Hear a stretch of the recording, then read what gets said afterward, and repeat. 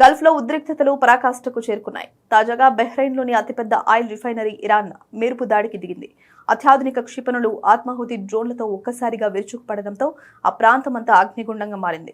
Bahrain వద్ద ఉన్న అధునాతన రక్షణ వ్యవస్థలు ఈ డ్రోన్ల ఉధృతిని అడ్డుకోవడంలో విఫలమవడంతో రిఫైనరీలో భారీగా మంటలు ఎగసిపడుతున్నాయి. ఈ దాడి వల్ల చమురు ఉత్పత్తికి తీవ్ర అంతరాయం కలగడమే కాకుండా ప్రపంచ మార్కెట్లో చమురు ధరలపై దీని ప్రభావం పడే అవకాశం ఉంది.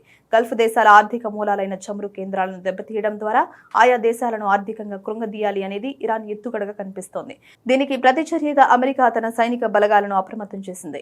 మరోవైపు ఇరాన్ కు గట్టి హెచ్చరికలు పంపుతూ అమెరికా సెంట్రల్ కమాండ్ రంగంలోకి దిగింది. ఇరాన్ కు చెందిన ఒక కీలక డ్రోన్ క్యారియర్ నౌకపై అమెరికా దళాలు దాడి చేసినట్లు సమాచారం. ప్రస్తుతం ఆ నౌక సముద్రం మధ్యలో మంటల్లో చిక్కుకుపోయిందని, భారీ నష్టం వాటిల్లిందని అమెరికా రక్షణ వర్గాలు ధృవీకరించాయి. ఇరుపక్షాల మధ్య ఈ దాడులు ప్రతిదాడులు కొనసాగితే ఇది పూర్తి స్థాయి యుద్ధానికి దారితీసే ప్రమాదం ఉందని ప్రపంచ దేశాలు ఆందోళన వ్యక్తం చేస్తున్నాయి.